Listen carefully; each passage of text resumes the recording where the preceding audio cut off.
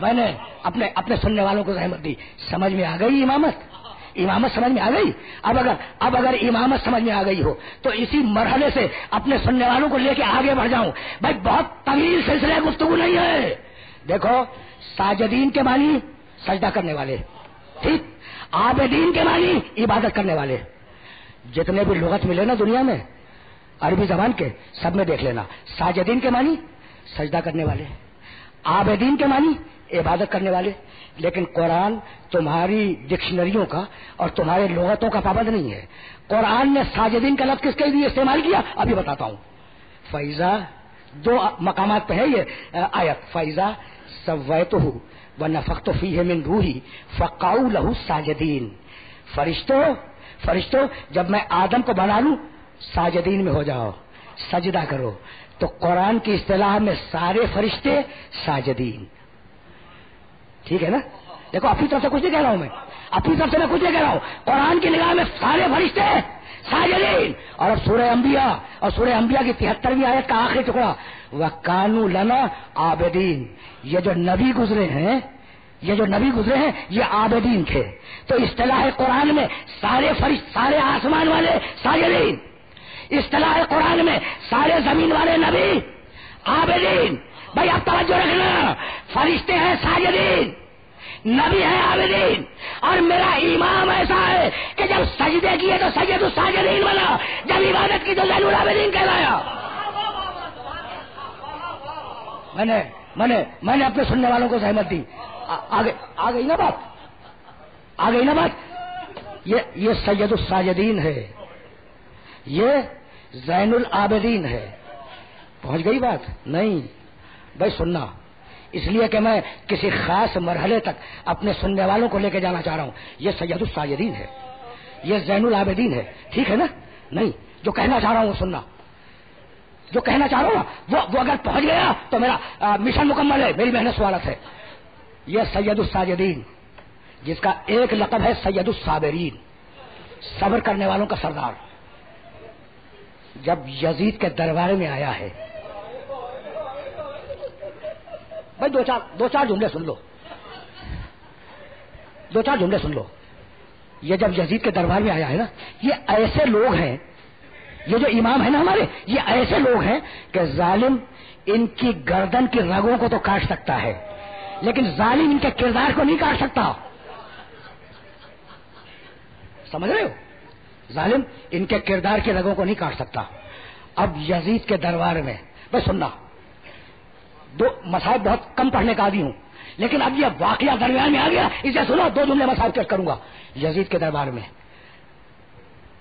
لوٹے ہوئے اہل حرم کے قافلے کے ساتھ سید سجاد پہنچے. آ گئے نا؟ سننا, آرام سے سننا.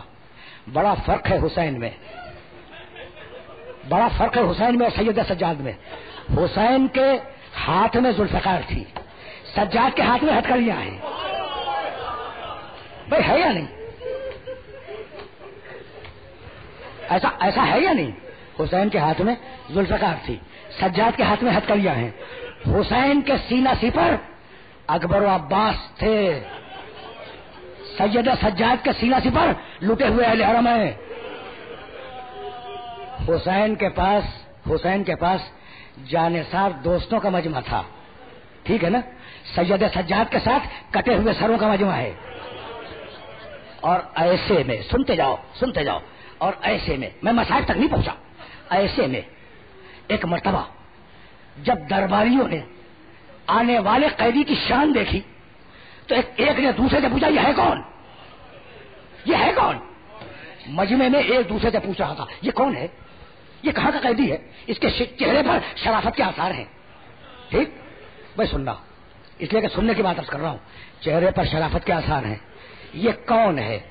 ایک مرتبہ سید سجاد نے مجمع کی وہ باتیں سنی اور مخاطب ہوئے یزید سے, کہنے لگے یا یزید حل ارفع علی هذه الاعواد وابین لهم مننا.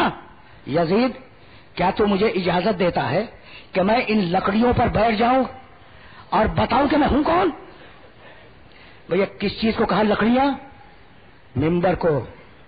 دیکھو اس کا نام, یہ لکڑی سے بنا ہوا ہے نا, اس کا نام ممبر ہے, لکڑی نہیں ہے. سید سجاد نے کیا کہا؟ کہ میں ان لکڑیوں پہ بیٹھ جاؤں اور بتاؤں کہ میں ہوں کون؟ ممبر کو لکڑی فقط 2 آدمیوں نے کہا پوری تاریخ میں. ممبر کو لکڑی پوری تاریخ میں فقط 2 انسانوں نے کہا. جب علی اس مقام پہ آ کے بیٹھے ممبر پر جہاں رسول بیٹھا کرتے تھے، واقعہ سب کو معلوم ہوگا، تو ایک مرتبہ مجمع میں سرگوشی شروع ہوئی کہ علی اس مقام پہ بیٹھ گئے جو محمد کے بیٹھنے کا مقام تھا. پوچھنے لگے یہ تم سرگوشی کیا کر رہے ہو، یہ تم باتیں کیا کر رہے ہو؟ ایک شخص کھڑا ہوا اور کہنے لگا یا علی تم اس مقام پہ جا کے بیٹھ گئے جہاں رسول بیٹھا کرتے تھے. بس یہ سننا تھا کہ علی نے چوبے ممبر پہ ہاتھ مارا اور کہنے لگے ما ہذی آواز، ارے یہ لکڑی کے تختے کیا ہے؟ میں نے تو مہر نبوت پہ قدم رکھے ہیں. یہ لکڑی کے تختے کیا ہیں؟ میں نے تو مہر نبوت پہ قدم رکھے ہیں.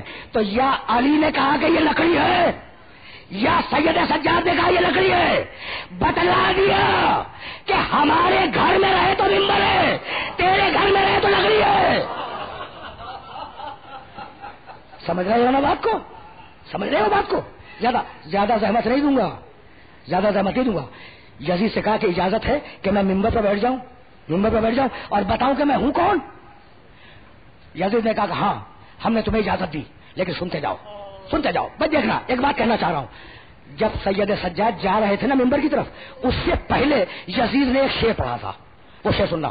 لائبت ہاشم بالملک فلا خبر جاء ولا وحی نزل.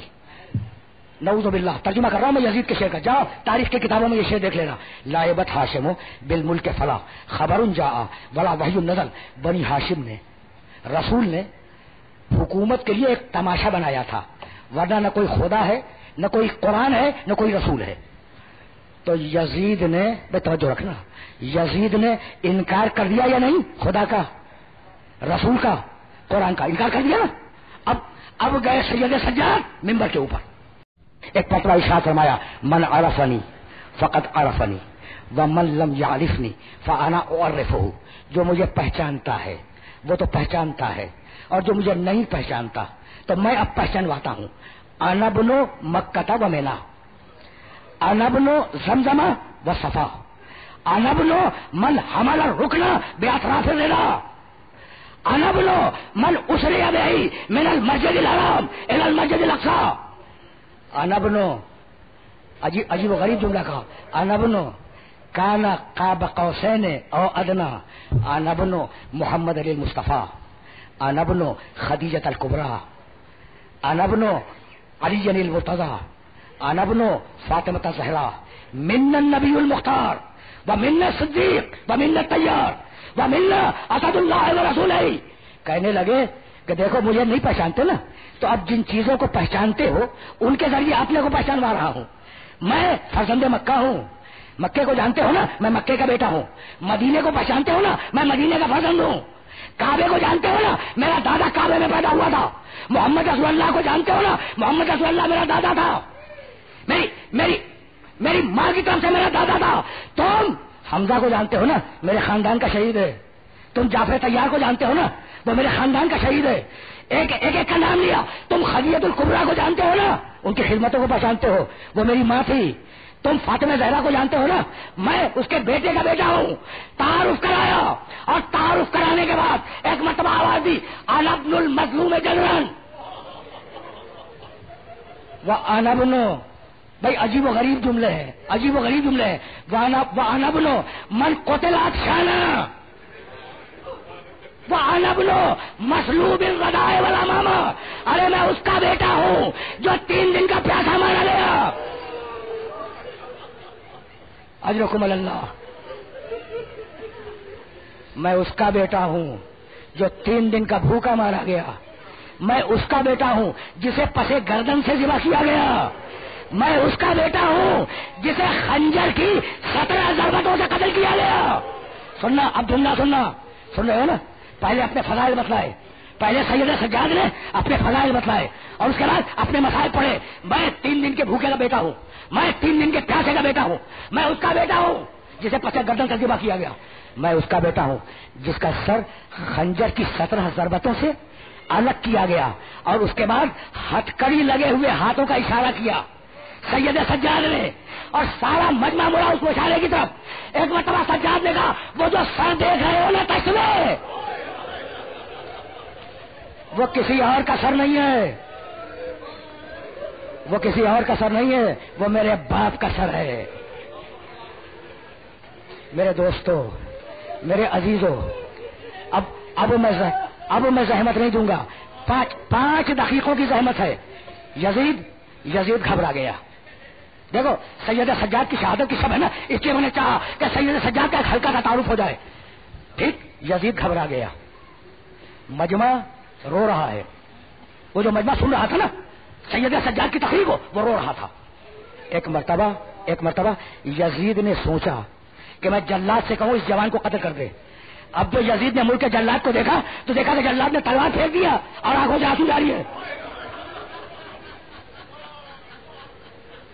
اور سب کی زبان پہ دیکھا علی کا پوتا کیسا بول رہا تھا، دیکھا محمد کا نواسا کیسی تقریر کر رہا تھا۔ بھائی سننا، ایک مرتبہ یزید گھبرایا اور گھبراہٹ میں اپنے مؤذن سے کہنے لگا، اپنے مؤذن سے کہ ذرا اذان تو دے دے، بس یہی لانا تھا۔ دیکھو میری تقریر تمام ہو گئی، تم نے گریا بھی کر لیا۔ کیا کہا یزید نے؟ ذرا اذان تو دے دے۔ کس سے کہا؟ سید سجاد سے؟ نہیں، اپنے مؤذن سے، سرکاری مؤذن سے۔ توجہ رکھنا، مؤذن نے کہا اللہ اکبر، سجاد خاموش ہو گئے، کہتے رہے اللہ اکبر۔ مؤذن نے کہا اشہد ان لا الہ الا اللہ، سجاد نے بھی دہرایا اشہد ان لا الہ الا اللہ۔ مؤذن نے کہا اشہد ان محمد رسول اللہ، سجاد نے بھی دہرایا اشہد ان محمد رسول اللہ۔ اب میں روک رہا ہوں اس پورے مجمع کو، اپنے محترم سننے والوں کو، بھائی یزید کا مؤذن کیا کہہ رہا ہے؟ اشہد ان محمد رسول اللہ۔ ابھی کچھ دیر پہلے یزید نے کہا تھا رسالت تماشا ہے، اور ابھی میرے امام نے اس کے سرکاری مؤذن سے کہہ دیا رسالت تماشا نہیں ہے، رسالت حقیقت ہے۔ ابھی کچھ دیر پہلے کہہ رہا تھا نا کہ رسالت ڈھونگ ہے، رسالت کھیل ہے، اور مجبور کر دیا سید سجاد نے یزید کو کہ اپنے سرکاری مؤذن سے اذان دلوائے اور محمد کی رسالت کا اعلان کروائے۔ بس اب اس سے زیادہ اپنے سننے والوں کی خدمت میں عرض نہیں کروں گا۔ رسالت کا ایک ادنا کرشمہ ہے، کبھی پھر صحیح کہ سجاد کا کنٹریبیوشن کیا ہے۔ نبوت اور رسالت کا تسلسل ہے امامت، اور امامت کا ادنا کرشمہ ہے کہ جس نے انکار کیا رسالت کا، اسی دربار میں اسی کے مؤذن سے رسالت کا اقرار کروا دیا۔ سمجھ رہے ہو نا؟ تو سید سجاد کی پوری زندگی بھائی توجہ رکھنا، فقط اس چیز میں گزر گئی کہ جس کا اقرار کرے حاکم اس کا انکار کر دوں۔ حاکم فساد کا اقرار کرتا ہے، ظلم کا اقرار کرتا ہے، خدا کے نہ ہونے کا اقرار کرتا ہے، محمد کی نبوت کو چیلنج کر رہا ہے، میں اس کے خلاف خدا کو ثابت کروں گا، ظلم کے خلاف بولوں گا، عدل کے فیور میں بولوں گا، رسالت ثابت کروں گا، اور اس کے ساتھ کربلا کا ظلم بھی سناتا جاؤں گا۔ 35 سال سید سجاد نے کربلا کے واقعے پہ گریہ کیا۔ 35 سال پوری امامت 35 سال کی ہے، اور کیا کیا؟ کربلا پر گریہ۔ دیکھو جب مجلس تمام ہو تو میری اس بات کو نوٹ کر لینا کہ تمہیں اگر راستے میں کوئی ہنستا ہوا بچہ مل جائے تو تم سوال نہیں کرو گے کہ یہ بچہ کیوں ہنس رہا ہے، لیکن اگر بچہ روتا ہوا مل جائے تو پوچھو گے کہ یہ رو کیوں رہا ہے۔ پہنچ گئی بات؟ سجاد کا گریہ بھی امامت ہے۔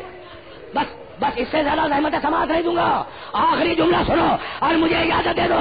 بھائی ایسا مت لو کہ جب کوفے کے بازار میں آیا، سنو گے؟ بس 2 جملے سنو، مجھے اجازت دے دو، سنو گے؟ یہ شہزادہ کوفے کے بازار میں کس شان سے آیا ہے؟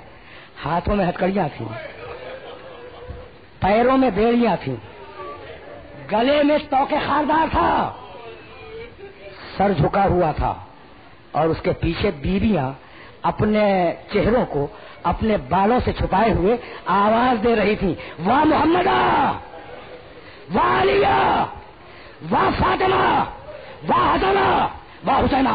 بس آخری جملے، تم نے گریہ کیا، مجلس تمام ہو گئی۔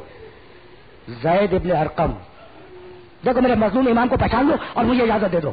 زید ابن ارقم صحابی رسول ہیں، وہ کہتے ہیں کہ جب میں نے آواز سنی واہ محمد و علیہ و فاطمہ و حسنہ و حسینہ. تو میرے دل میں خیال گزرا کہ اگر کسی انسان پہ کوئی مصیبت آتی ہے تو وہ اپنے بزرگوں کو یاد کرتا ہے.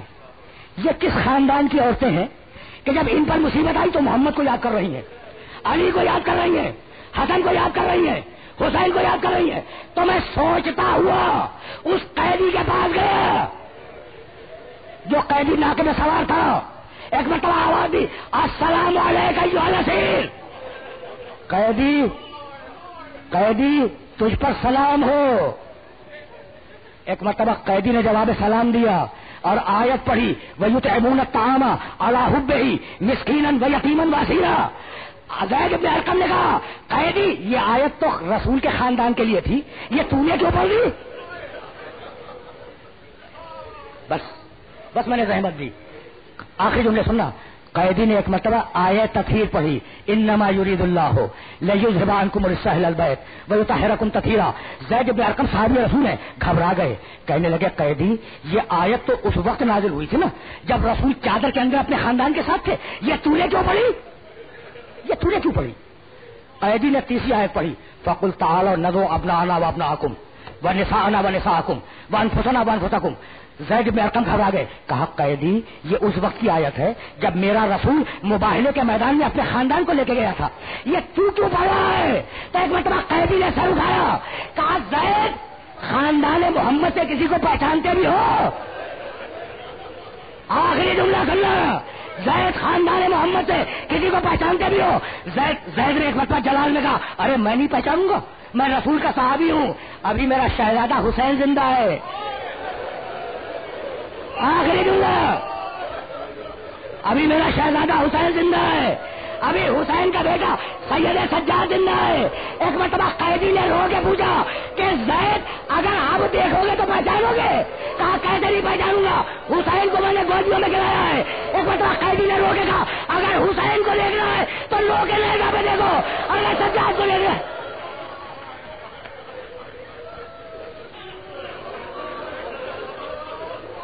وَسَيَعْلَمُ الَّذِينَ ظَلَمُوا أَيَّ مُنقَلَبٍ يَنقَلِبُونَ رَبَّنَا تَقَبَّلْ مِنَّا إِنَّكَ أَنْتَ السَّمِيعُ الْعَلِيمُ.